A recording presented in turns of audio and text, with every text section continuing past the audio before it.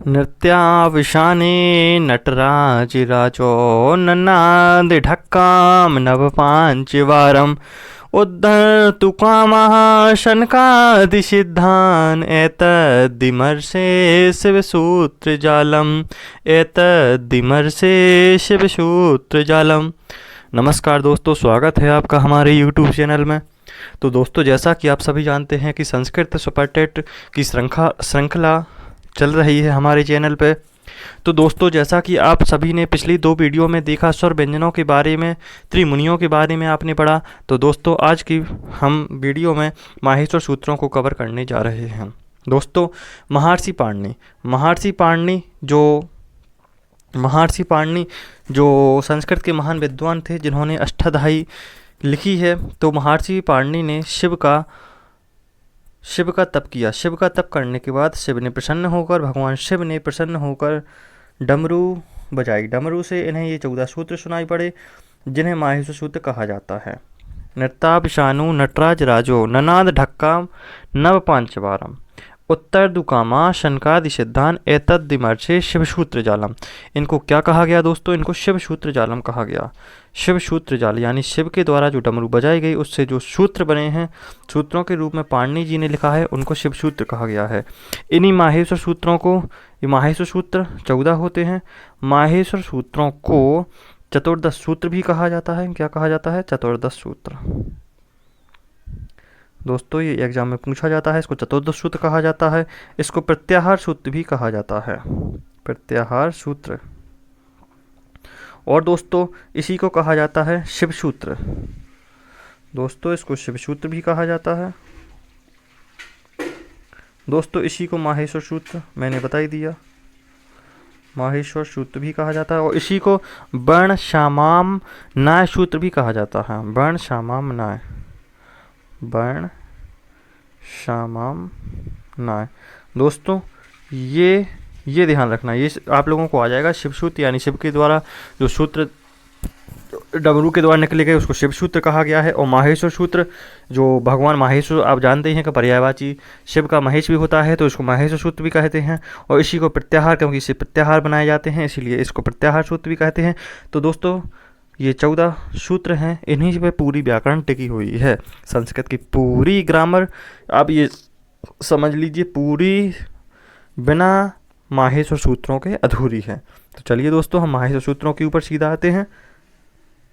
दोस्तों, माहेश्वर सूत्र अयुण ऋलिक योंग अयोच है वरट लण यमंगड़नम झवई घड़ दस जब गड़ दस खप छटत चट तब कपाई सस सर हल। अब दोस्तों, हम किसी से भी पूछते हैं तो वो एक सांस में बोल देता है। अब दोस्तों, आप याद कैसे करेंगे? तो कुछ नहीं करना है दोस्तों, आइए आप हमारे साथ बोलिए। जैसा हम बोलते हैं वैसे ही बोलेंगे आप। पहले हम 4 सीखेंगे, इसके बाद फिर 4 सीखेंगे, इसके बाद फिर 4 सीखेंगे, इसके बाद फिर 2 सीखेंगे। अयोड़ रिलिक, आइए दोस्तों, उच्चारण हमारे साथ साथ करिए। अयोड़ रिलिक एयोंग अयोच, अयोड़ रिलिक एयोंग एयोच है बरट लणिय मंगणनम, है बरट लणिय मंगणनम झबई घड़ दस जब गड़ दस, झबई घड़ दस जब गड़ दस खप छटत चट तब कपाई सस सर हल, खप चटत चट तब कपाई सस सर हल। तो दोस्तों, देखिए कैसे एक गाना के फॉर्मेट में हमने सारे के सारे माहेश्वर सूत्रों को देख लिया है। चलिए फिर से हम ट्राई करते हैं।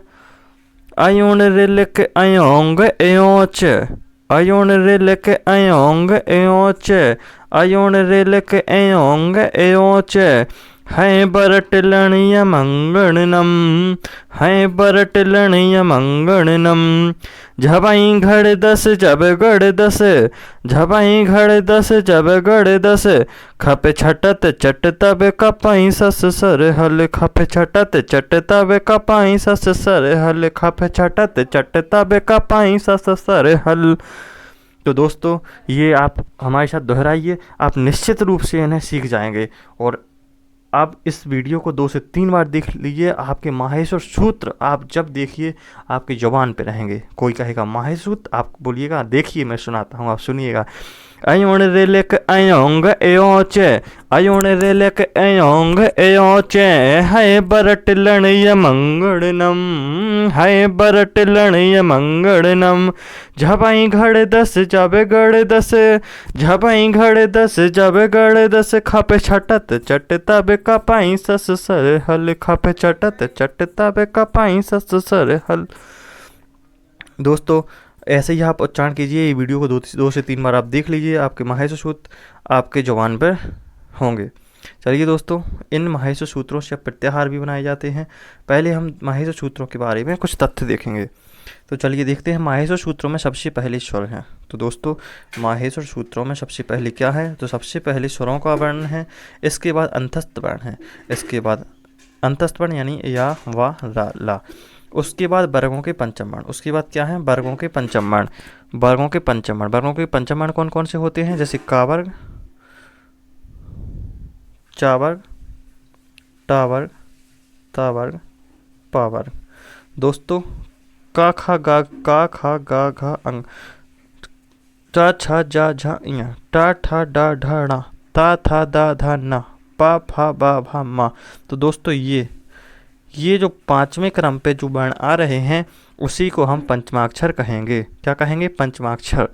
तो दोस्तों ये जो पंचम वर्ण है, वर्गों के पंचम वर्ण, तो सबसे पहले क्या आता है, तो सबसे पहले स्वर आते हैं। स्वरों को हमने आपको बताया था अच भी कहा जाता है, स्वरों को अच भी कहा जाता है, स्वरों को अच भी कहा जाता है, और व्यंजनों को हल कहा जाता है। यानी जो अच प्रत्याहार के अंतर्गत आपके स्वर रखे जाते हैं और हल प्रत्याहार के अंतर्गत आपके व्यंजन वर्ण आते हैं। इसके बाद हमने पहले स्वरों को देखा माहेश्वर सूत्रों में, इसके बाद हमने अंतस्थ वर्ण देखे यानी या वाराला। आप देखेंगे जैसे अयोण रेलक अयोंग एयोच। तो दोस्तों देखिए हम आपको बताते हैं, देखिए अयोण रेलक अयोंग एयोच, देखिए अयोण रेलक अयोंग एयोच। तो देखिए अयोण का आ, अयोण का आ और अयोच का चा, और ये मिलके आ और चा मिलके क्या बना, अच। दोस्तों ये अच क्या बन गया, प्रत्याहार। अब अच जो प्रत्याहार बना है इसके अंतर्गत क्या आते हैं, स्वर आते हैं। कैसे आते हैं चलिए आपको समझाते हैं। देखिए दोस्तों अयोण, इसमें आपका ये आ है, ये स्वर है, छोटा ई स्वर है, छोटा ऊ स्वर है। हम इणा को नहीं गिनेंगे क्योंकि इड़ा की इत संज्ञा हो जाती है और ये इत संज्ञा होके इसका लोप हो जाता है, ठीक है। तो ये इणा को नहीं गिनेंगे। अंतिम वर्ण हम प्रत्याहार बनाते समय अंतिम वर्ण को नहीं गिनते हैं। रिलेक के का को नहीं गिनेंगे, अयोंग के अंगा को नहीं गिनेंगे, और अयोच के चा को हम गिनेंगे, क्योंकि हम जो प्रत्याहार बनाते हैं उसमें जो अंतिम वर्ण होता है उसको हम गिनते हैं। जैसे छोटा आ, छोटी ई, छोटा ऊ, रिरी लिरी, इसके बाद ए ओ आए ओ। दोस्तों हो गए सारे के सारे, कितने हो गए, 1 2 3 1 2 3 4 5 6 7 8 9। दोस्तों कितने स्वर हो गए, तो 9 स्वर। ये 9 स्वर हैं। ये अच प्रत्याहार यानी अयोण के आ और अयोच के चा, इनको मिला के अपना क्या बन गया, स्वर बन गया। ऐसे ही दोस्तों हमने आपको जो बताया था कि व्यंजन कैसे बनते हैं। दोस्तों यहाँ तक तो हो गए अपने स्वर, इसके बाद हम देखेंगे व्यंजन को। तो दोस्तों है बरट के हाथ से लेके, है बरट के हाथ से लेके और हल के हाथ, हल के ला तक, है बरट के हाथ से लेके और हल के ला तक, ये हा और प्लस ला, तो ये हल प्रत्याहार बन गया। इसका पहला अक्षर, हल का अंतिम अक्षर मिला के हल हो गया। इसमें क्या आ जाते हैं अपने, इसमें आ जाते हैं व्यंजन वर्ण, व्यंजन वर्ण। तो दोस्तों इसमें व्यंजन वर्ण आ जाते हैं। इसके बाद अब देखेंगे हम व्यंजन वर्णों को। तो दोस्तों व्यंजन वर्णों को हम देखेंगे तो है बरट के हा को देखेंगे हम पहले। हा, जैसे हमने आपको बताया था कि इसके बाद आता है अंतस्थ वर्ण। पहले हमने बताया कि आपके स्वर आएंगे, तो ये स्वर आ गए हैं आपके, 4 सूत्र हैं, पहले 4 सूत्रों में आपके स्वर आ गए हैं, और अंतिम जो 10 सूत्र हैं इसमें आपके व्यंजन आएंगे, इसी में आपके अंतस्थ व्यंजन आएंगे, इसी में आपके वर्णों के पंचम अक्षर आएंगे, और इसके बाद फिर चौथे वर्ण आएंगे, इसके बाद फिर तीसरे वर्ण आएंगे, फिर दूसरे वर्ण आएंगे, फिर इसके बाद प्रथम वर्ण आएंगे, और इसके बाद अंत में शा सा सा हा, ये चार ऊष्म वर्ण भी आएंगे। इसके बाद ये चतुर्दश सूत्र है वो आपके पूरी वर्णमाला में कारगर साबित होंगे। प्रत्याहार बनाने में भी आप देखिए सिस्टम कैसे फॉलो हो रहा, सिस्टम फॉलो हो रहा। पहले इसके बाद पहले क्या आ रहा, स्वर आ रहा, पहले आ रहा आपका स्वर, पहले आपका स्वर आ रहा, इसके बाद आपका अंतस्थ वर्ण आ रहे हैं, अंतस्थ यानी या, वा, रा और ला। इसके बाद आपका क्या आ रहा है, पंचम वर्ण आ रहे हैं, पंचम वर्ण दोस्तों, पंचम वर्ण, पंचम वर्ण यानी का वर्ग का अंतिम अक्षर, चा वर्ग का, टा वर्ग का, ता वर्ग का और पा वर्ग का, ये पांचों अक्षर हैं, ये आपके पंचम वर्ण आएंगे। इसके बाद क्या आएंगे, इसके बाद चौथा वर्ण आएगा, चौथा वर्ण आएगा। पहले आपने देखा स्वर, फिर इसके बाद आएगा आपका पांचवा अक्षर, पांचवें वर्ण, नहीं स्वर के बाद आएगा आपका अंतस्थ, इसके बाद पांचवा वर्ण, इसके बाद चौथा वर्ण, इसके बाद तीसरा वर्ण, इसके बाद दूसरा वर्ण, इसके बाद पहला वर्ण, और इसके बाद आएगा आपका ये ऊष्म व्यंजन सा, शा, शा और हा। दोस्तों सा सा सा हा। अब दोस्तों आप लोग कहेंगे कि ये हाइब्रिड के ये सूत्र में भी हा आया है और हल्के सूत्र में भी हा आया है, तो क्यों आया है, तो दोस्तों ये हा वर्ण इसलिए गिना गया है क्योंकि जो 14वां सूत्र हल है और ये 5वां सूत्र हाइब्रिड है, इसमें हा इसलिए गिना गया है क्योंकि अट और सल प्रत्याहार में हा वर्ण को शामिल किया जाता है। इस अट और सल प्रत्याहार में हा वर्ण को शामिल करने के लिए ही हाइब्रिड में हा आया है और हल इसमें सूत्र में भी हा आया है। तो दोस्तों ये क्वेश्चन खूब पूछा जाता है कि दोस्तों आप ये बताइए कि माहेश्वर सूत्रों में हा एक बार नहीं 2 बार क्यों आया है, तो आप सीधा कह देंगे कि अट और सल, अट और सल, देखिए दोस्तों अट और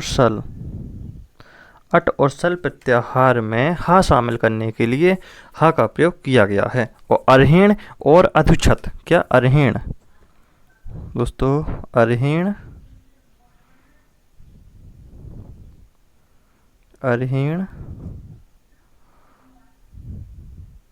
अर्हिण, अर्हिण और अधुछत, अर्हिण और अधुछत, अर्हिण और अधुछत आदि ये प्रयोग होते हैं जो इनकी सिद्धि के लिए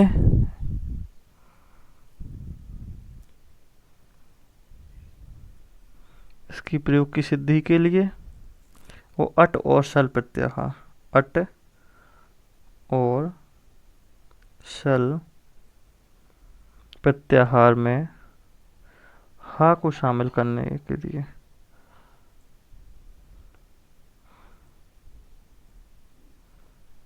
हा को शामिल करने के लिए हा वर्ण को 2 पर रखा गया है। अब दोस्तों ये इत संज्ञक वर्ण ये होते हैं, इत संज्ञक वर्णों को और आपको समझा दें हम, णा, का, अंगा, चा, टा, ड़ा, मा, या, सा, वा, या, रा और ला।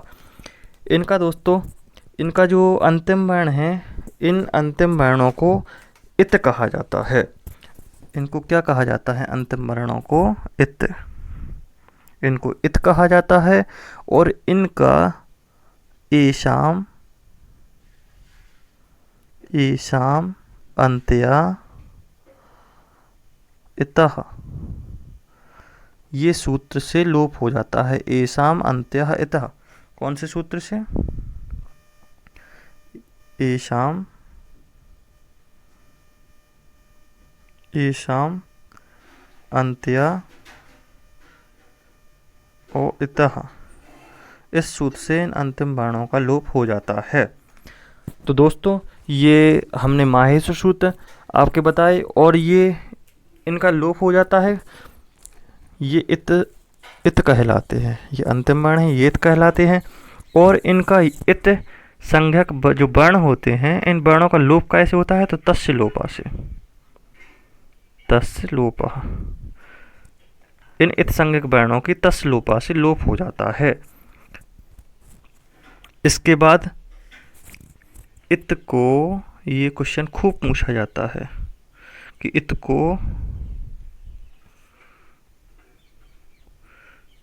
को और किस नाम से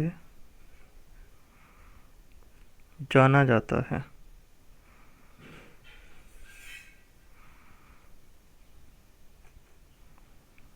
तो इनको अनुबंध कहा जाता है। क्या कहा जाता है? अनुबंध। जो इत होते हैं उनको अनुबंध कहा जाता है। जैसे अयुण है, आ ई उ णा, इसमें जो इणा है ये इत है और इत संज्ञक ये वर्ण है, इसका तस् लोपा से लोप होगा। पहले तस् लोपा से लोप होगा और तस् लोपा से लोप होने के बाद ये आपका लिखा नहीं जाएगा। जब आप प्रत्याहार बनाएंगे तो इसका कोई महत्व नहीं रह जाएगा, ये तस् लोपा से लोप हो जाएगा। चलिए दोस्तों, इसके बाद हम आपको बताते हैं कि दोस्तों प्रत्याहार बनाने के लिए इत संज्ञक वर्णों का प्रयोग किया जाता है। इत संज्ञक वर्णों का प्रयोग किया जाता है, किंतु जो प्रत्याहार बन जाता है, जैसे हमने अच प्रत्याहार देखा, प्रत्याहार के अंतर्गत इन वर्णों की गिनती नहीं की जाती है, यानी ये चा की गिनती नहीं की जाएगी, चा की गिनती नहीं की जाती है, इनको नहीं गिना जाता है। जैसे अच प्रत्याहार हमने आपको बताया, अच प्रत्याहार में अयुण, ऋलिक, एवं और ये 4 सूत्र होते हैं और इन 4 सूत्रों में आ से लेकर चा के बीच में आने वाले सभी वर्ण अच प्रत्याहार में गिने जाएंगे, किंतु ये आपका जो एणा, जो अंतिम वर्ण है, एणा के बाद आपका का, अयुण, ऋलिक, इसके बाद एवं का अंगा और इसके बाद चा, ये जो 4 वर्ण हैं, ये 4 वर्ण इत संज्ञक वर्ण अच प्रत्याहार में ही गिने जाएंगे। कहाँ पे गिने जाएंगे? तो अच प्रत्याहार के अंतर्गत ही गिने जाएंगे, लेकिन इनको काउंट नहीं किया जाएगा। इसके अलावा माहेश्वर सूत्रों में आपका जो शा, माहेश्वर सूत्रों में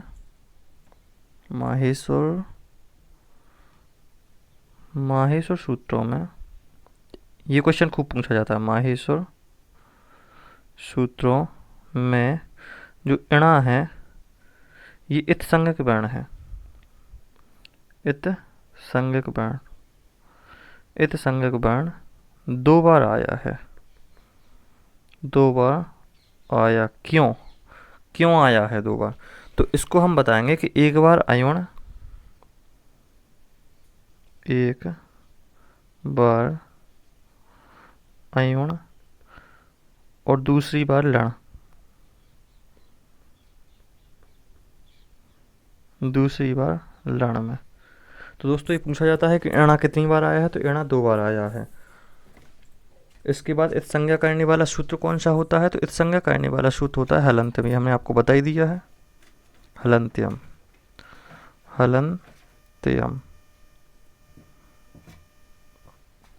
ये हमने आपको बता ही दिया है कि तस्य लोपा से लोप हो जाता है इत संज्ञक वर्णों का। चलिए दोस्तों, तो आज की वीडियो में हमने देखा माहेश्वर सूत्रों के बारे में, जो महर्षि पाणिनि के द्वारा डमरू बजाने से, शिव के द्वारा जो डमरू बजाई गई, उस डमरू के नाद से जो उन्हें ध्वनि सूत्रों के रूप में सुनाई दी, उन्होंने उसको लिखा और उसी से व्याकरण उत्पन्न हुई। तो दोस्तों हमने देखा कि माहेश्वर सूत्र 14 प्रकार के होते हैं और इन 14 सूत्रों को हमने आपको बताया। इनको चतुर्दश सूत्र भी कहते हैं, इनको प्रत्याहार सूत्र भी कहा जाता है, इनको शिव सूत्र भी कहा जाता है, इनको माहेश्वर सूत्र भी कहा जाता है। इनको वर्ण, सामान्य, न्याय सूत्र भी कहा जाता है। तो ये 14 सूत्र हैं, ये शंकर जी की डमरू से निकले हुए हैं। आइए इनका उच्चारण एक बार और करते हैं।